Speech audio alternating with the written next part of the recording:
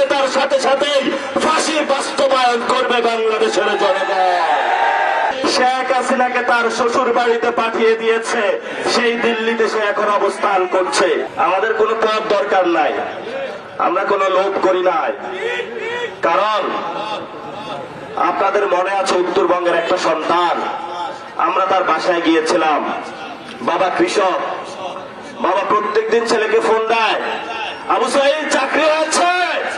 ছেলে বলে বাবা চাকরি হয় নাই। কয়েকদিন পর আবু সাইদ টের পাইল যেই ব্যাচে পরীক্ষা দিয়েছে ছাত্রলীগ যুবলীগের সবার চাকরি হয়েছে, আবু সাইদের চাকরি হয় না। আবু সাইদ বললেন মায়ের প্রতিবাদ করতে হবে।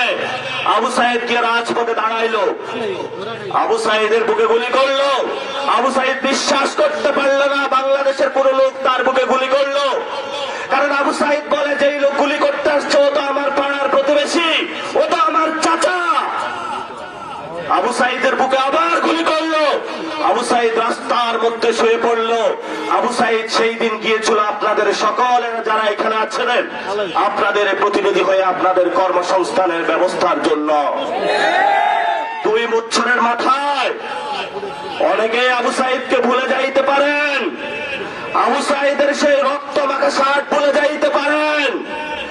আমরা ভাই বলতে পারবো না যতদিন বাংলাদেশে জীবিত আছি। এত নিমুখ হারাম আমরা নই।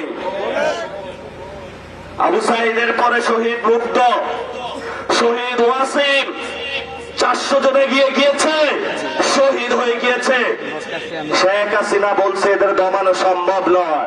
14 জন গিয়েছে, শেখ হাসিনাকে তার শ্বশুর বাড়িতে পাঠিয়ে দিয়েছে, সেই দিল্লিতে সে এখন অবস্থান করছে। ওইখানে বৈশা বৈশা আমারই রাজনীতি করে। দমক দেয় আমি কিন্তু আসবো। আছেন না, কই আসবেন? আচ্ছা এই কোম্পানিগঞ্জে যদি আসে আপনারা কি করবেন?